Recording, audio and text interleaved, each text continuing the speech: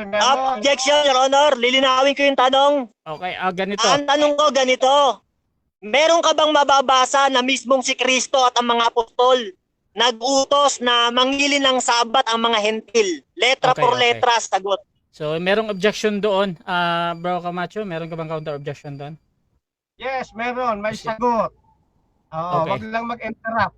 Okay, so, Okay. sasagot Meron. naman.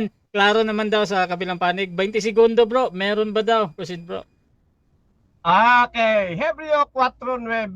Ito sabi, is therefore the duty of the people of God to keep the Sabbath. Objection, Your Honor. Hindi nang tinatanong ko. Bro, time stop lang, bro. Wait lang, bro. Ganito, bro. Objection. Bro, Mario, wait lang, bro. Wait lang, bro. Ganito, bro. Meron kasi tayong rule, bro, na every question isang objection lang, ha? So, itong 20 segundo, bro, proceed lang to. You can question another question mamaya pagkatapos nito. Pero 20 segundo, tuloy-tuloy muna to. Bro Camacho, proceed again, bro. Yes. The pangalawang talata, 12:13 ng Ecclesiastes, this is the duty of man.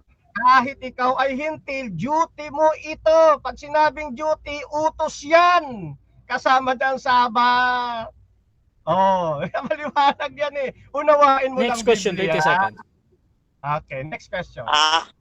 Ang tinatanong ko sa'yo, mismong mga apostol, pati si Kristo, nagturo. Linawin mo yung utak mo. Sabi ko, meron ka bang mababasa na mismong si Kristo at ang mga apostol nagturo ng sabat? Meron ka bang mababasa sa mga hentil nagturo ang mga apostol na mangili ng sabat kahit si Kristo? Meron o wala? Sagot. Yan ang tanong ko sa'yo. Meron o wala? Meron. Meron daw. Unang talata, 12:13 ng Ecclesiastes. This is the whole duty of man. At ito'y tinuturo din ng mga apostol. Walang apostol ni si Jesus Christ nilabag ang mga turo sa Old Testament. Kung sa ano sabi ng Next question. Pablo, Next question. 20 seconds. Ang tinatanong ko sa'yo, utos ni Kristo, pati ng mga apostol, hindi galing kay Solomon. Yan ang tanong ko sa'yo, linawin mo utak mo. Meron ba mababasa sa Biblia na mismong si Jesus nagsalita? Pati apostol na mangili ng sabat ang mga hentil, nag-utos. Yan ang tanong ko sa'yo. Huwag kang sumagot ng paiba-iba. Sagot. Meron. Meron daw. Meron. Oh, meron. Huwag kayo iiyak. Objection, moderator. Time stop muna. Time stop muna. Unahin natin yung Objection. objection tapos may counter naman sa kabila. Malinaw ang tanong Proceed, sa bro. kanya. Si Kristo mismo nag-utos, pati yung mga apostol, letra por letra, nagturo sa mga hentil na mangili ng sabat. Ang binabasa niya, Ecclesiastes, si Okay, Solomon okay. ang sumulat. Okay, so Si Kristo mismo at apostol, ilinaw nga po, pasagutin niyo yan. Okay, so Moderator, pasagutin niyo, mapapahiya yan ngayon. Okay na brother. sige. Negative. So ang objection mo inaanalisa ko, nag-object ka doon Mahuhuli yan sa bibig. Wait lang, bro. Okay na, bro. So ang objection mo patungkol dito sa pagpapaliwanag niya, ha.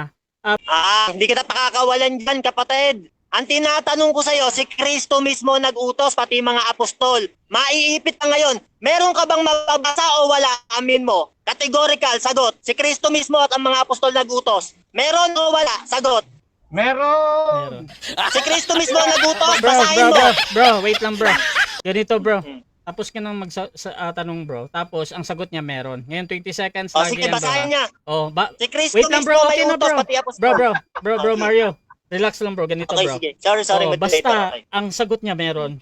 Ngayon, magpapaliwanag muna ng 20 segundo. Bro Camacho, proceed, bro. Okay, meron. Oh, sabi nga eh, niwawalang ka ba, kabulo kaya natin kausap? Kung ano mangyari, apostol lang nagsabi nun eh. Ngayon punta naman tayo kay Kristo. Eto na sabi ni Kristo, at sinabi niya sa kanila, ginawa ang sabat ng dahil sa tao. At ang tao ng dahil sa sabat. Bakit? Kasi duty of man na sundin ang pangingili ng Next sabat. question. Next question, 20 seconds. Okay. Sige. Pakakawalan kita dyan kahit wala kang mabasa. Alam naman ng tao yan eh. O,